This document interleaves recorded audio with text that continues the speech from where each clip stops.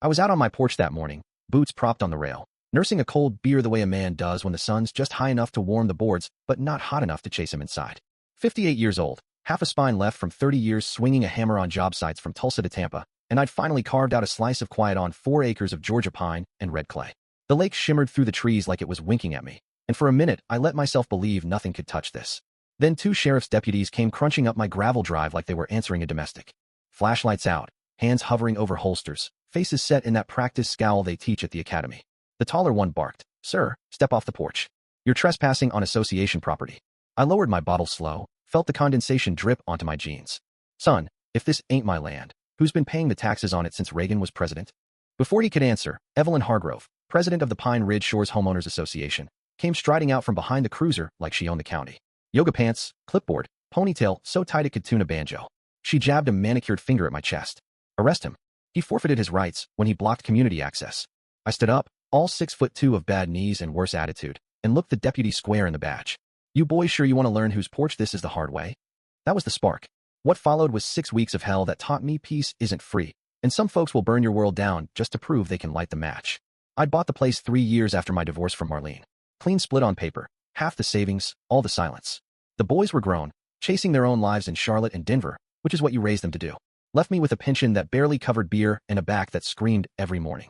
Construction doesn't retire you rich, it retires you broken. But this land, 4 acres of oak and hickory, a creek that sang at night, the smell of water before you even saw the lake. This was my reward. I built the house myself. No crew, no fancy architect.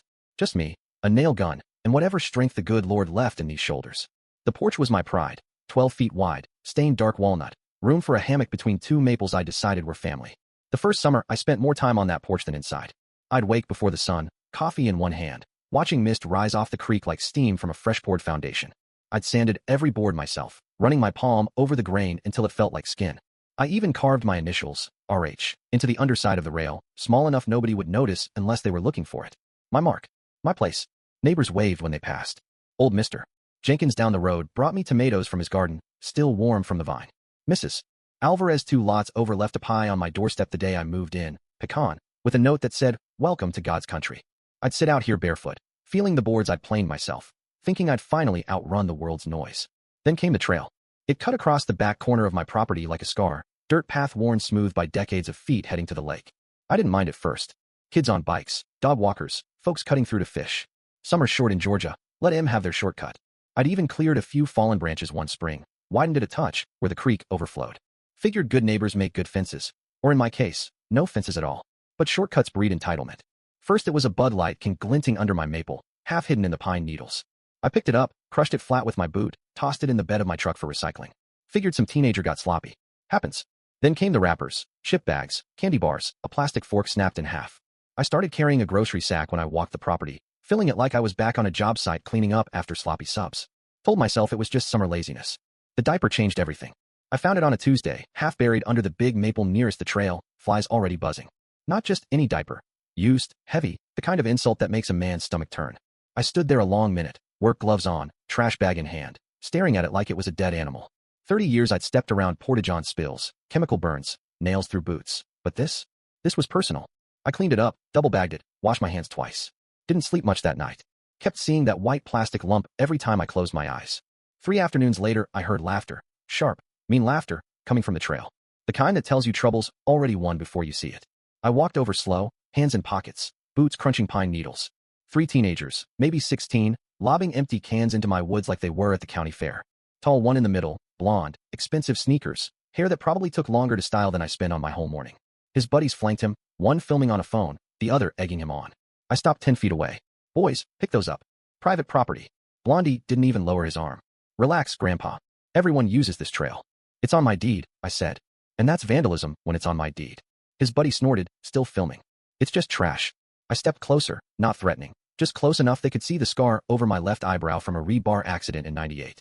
"Trash on private land gets reported. You want the sheriff out here, or you want to pick it up?" They froze. Blondie's eyes narrowed, that spoiled flush rising in his cheeks. "My mom runs the HOA. We're allowed." I felt that cold settle in my chest, the kind that comes before a storm, when the air gets thick and the birds go quiet. "Son, you're allowed if I say you are. Pick them up." We stared each other down, old bull versus young calf. The one filming lowered his phone. The third kid muttered, "Dude, just do it." Finally Blondie bent, grabbed a can. The others followed, muttering curses under their breath. No apologies. As they walked off, Blondie tossed over his shoulder. This isn't over, old man. I stood there until their footsteps faded, then gathered the rest of the cans myself. My back screamed when I bent over, but I didn't stop until every dented aluminum piece was in my trash bin. Sunset found me sweeping the porch, cracking another beer, thinking maybe it was done. The lake turned gold, then purple, crickets starting their nightly sermon. I was halfway through that beer when the pounding started, hard, angry, like someone trying to break the door instead of knock. I opened it to Evelyn Hargrove, same ponytail, same sneer, but now her face was flushed red as a stop sign. Did you threaten my son? Everything clicked. The blonde kid. The attitude. The entitlement. These weren't random teenagers. They were Evelyn's preview. Ma'am, your boy was vandalizing my woods. I asked him to stop. She stepped onto my welcome mat like she was planting a flag on the moon. This trail has been community access for 20 years. It's practically public. Practically ain't legally, I said. Her eyes flashed like I'd slapped her. My community has rights. On my deed. She leaned in, perfume mixing with righteous sweat, and something sharper. Fear, maybe. You think you can just move here and bully children? Lady, if telling kids not to trash my land is bullying, you've got bigger problems than me. She pointed at the trail like a prosecutor in a bad TV movie. That path belongs to Pine Ridge Shores. You will not block it. It's on my survey, I repeated slower. I decide. She smirked, that tight little smile women wear when they think they've already won. You have no idea who you're dealing with. There it was, the HOA battle cry. I'd heard it from buddies in Florida, Texas, anywhere folks decided clipboards trump deeds. My old foreman in Atlanta lost his carport to a woman who claimed aesthetic violation because his truck was too tall. I'm too old for threats, Evelyn. Say your piece. If you ever speak to my children again, I'll file harassment charges. And the association will deal with you. She marched off, ponytail bouncing like it was mad too. I watched her SUV kick up dust all the way to the paved road, then stood there a long minute, beer gone warm in my hand. The next morning I found a single beer can placed, not tossed, placed, dead center under my polite, private property, please don't litter sign. Not crushed, not dented, label facing out like a calling card. Day 2, 3 cans, lined up neat as soldiers. Day 3, wrappers, plastic cups, cigarette butts, a broken bottle. All within a 3-foot circle around my sign. Footprints too, teen sneaker treads with that dumb lightning bolt logo, and one set wider, adult, with a heel print I'd seen on Evelyn's boots. I cleaned it up, but the message was clear. This wasn't littering. This was war. That evening I went to the shed, pulled out a metal sign. Thick gauge, red letters, no trespassing. Violators will be prosecuted. Mixed concrete in a 5-gallon bucket, poured it thick around the post.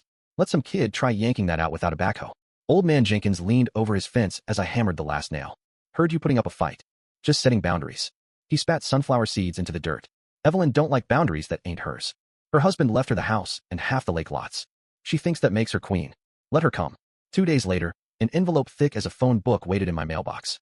Pine Ridge Shores HOA letterhead. 3 pages of legalese printed front and back. I was unlawfully obstructing historical community access path utilized by residents for over 2 decades. Ordered to remove my sign in 48 hours or face formal citation and civil action. Claimed a 20-year easement recorded in 1998. I laughed so hard I had to sit on the porch steps. If I'd had $1 for every HOA that discovered historical rights the minute someone said no, I'd own the whole damn lake. I folded the letter, stuck it on my fridge under a magnet shaped like a hammer. My phone buzzed. Unknown number. Remove the sign before this escalates. I typed back, identify yourself. No answer. That afternoon the deputies returned. Same cruiser, same scowl on the older one, Sergeant Whitaker, badge 318. The younger, Deputy Lopez, looked like he'd rather be directing traffic at a church picnic. Whitaker stepped onto my porch uninvited, boots scraping the boards I'd stained myself. Trail's been used 20 years. You can't shut it down because you feel like it. Need a court order for that, Sergeant. We're not here for law school. He leaned in, coffee breath and authority. Take the sign down by morning or we detain you. 24 hours, disorderly conduct. No charges needed. I felt my pulse in my temples, that old construction site rage bubbling up, the kind that got me fired from a job in Mobile for decking a superintendent who shorted my crew's pay. You threatening to arrest me on my own land because some lady says so? Lopez shifted, eyes on his boots. Whitaker smiled that ugly smile cops save for when they think they've won. Careful, that's obstruction. I pulled out my phone, hit record. Let me get your names and badges for the report I'm filing with the sheriff. Whitaker's smile faltered. Lopez gave his info quick. Deputy Lopez, badge 429. Whitaker followed, slower, voice flat. They left without another word, but the threat hung in the air like gunpowder after the 4th. I called my lawyer, Frank Mitchell, old Marine, hated bullies more than oatmeal. We'd served together in Desert Storm, back when I was young enough to think wars ended. Told him everything. The kids, the trash, the letter, the cops. Tomorrow, he said, you buy cameras. Good ones. Cloud backup, audio, night vision. Let them hang themselves. Next morning I drove to the big box store in Macon, walked out with 4 cameras that cost more than my first motorcycle. Spent the afternoon mounting them. One on the trail pointed at the sign, one on the porch, one covering the driveway, one angled down the path to the lake. Ran the wires neat, tucked them behind siding like I was framing a house. By dark, my phone showed every inch of my land in crisp green night vision. I cracked a beer, whispered to the empty woods, "Your move." They didn't wait long. 9:30 the next morning, my phone pinged, motion on the trail cam. Two men in Pine Ridge polo shirts, khakis pressed sharp enough to cut glass. One carried a crowbar like it was a hall pass. They stopped at my sign. Audio kicked in clear as church bells. Evelyn said, "Break the damn thing. She's tired of seeing it." "Think the old man's gonna cry when it's gone?" They laughed, jammed the crowbar under the post, heaved. Concrete cracked like a gunshot. The sign toppled. One spat on it, ground his heel into the red letters. I watched live, knuckles white on my phone. Every instinct said grab my shotgun, march down there, explain property rights the old-fashioned way, with a firm grip and a louder voice. But Frank's voice echoed, "Let the camera do the work." I saved the footage, backed it up to 3 places, emailed Frank. They did it. He called back in 30 seconds. Perfect. They narrated their own crime.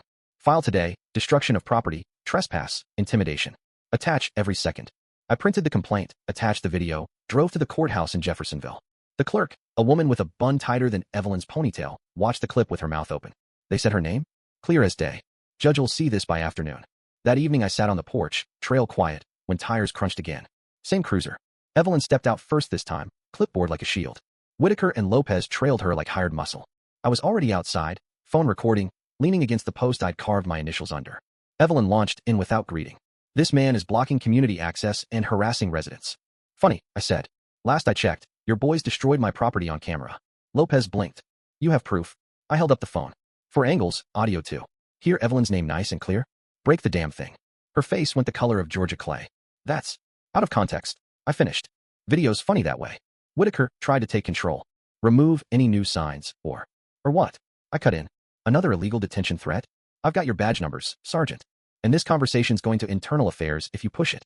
Evelyn hissed, low enough only we could hear. "You bitter old bastard, you'll regret." "Careful, ma'am," I said calm. "Threats on camera too." Lopez looked like he wanted to melt into the gravel. Whitaker's jaw worked like he was chewing glass. They left without another word. Dust settled. My phone buzzed. Not Frank, an email. "No name, subject, you're not crazy." I opened it in the porch light. "I'm on the compliance committee. Can't do this anymore." Evelyn forged the easement. 1998 document created last month in Photoshop. Forged the old owner's signature, Mr. Whitaker, who died in 2019. Attach proof. She's planning something bigger after today. Get out while you can. 5 attachments. PDFs with metadata showing creation dates from 3 weeks ago. Photos of Evelyn at her desk practicing signatures on scratch paper. An email chain where she tells board members to just sign and agree. And a 6-second audio clip. Her voice, cold as January. "I don't care what the law says. That land is ours now. We'll make him comply." I forwarded everything to Frank. He called back laughing. Actually laughing. The sound of a man who just found gold in a septic tank. "Ron, we're not just winning. We're ending her. Forgery, fraud, directing police interference. This is felony territory. I'm filing an emergency injunction tonight. Criminal referral tomorrow. Civil suit to follow." 2 weeks later the judge granted my injunction faster than a speeding ticket. Evelyn's easement was declared void ab initio, never existed. The HOA paid for a new sign, bigger, thicker, bolted into concrete footings poured 6 feet deep, the kind we used for bridge pilings in Savannah. Criminal charges followed, vandalism for the goons, forgery and perjury for Evelyn. Whitaker got suspended pending investigation. Turns out he'd been writing her parking tickets off the books for years. Evelyn's board forced her resignation before the civil suit hit, settled out of court for $47,000, enough to replace my '98 Ford with a new Silverado and still have beer money for a decade. I put the new sign up myself on a Saturday morning, Jenkins watching from his porch with a grin. Same red letters, but this time I added a small brass plaque underneath, engraved, "Protected by truth, cameras, and one stubborn old man." The trail's still there. Folks ask permission now, politely, hat in hand. Some I grant, some I don't. The diaper never reappeared. Neither did Evelyn. Last I heard she moved to Florida, trying to sell timeshares to retirees who'd seen her type before. Some nights I sit on my porch, boots on the rail, cold beer in hand. The lake still winks through the trees. The boards are worn smooth now, initials still hidden underneath. And when the wind moves just right, I swear I can hear Evelyn's ponytail snapping in whatever hell she landed in. Peace isn't free, but damn if it ain't worth fighting for. What about you? Ever had someone try to take what was yours just because they could? An HOA, a boss, a neighbor, an ex? Where do you draw the line? Cameras and courts, or something more direct? Ever feel that cold settle in your chest before the storm? Drop your stories below. Let's hear where you stand on property, justice, and when enough is finally enough.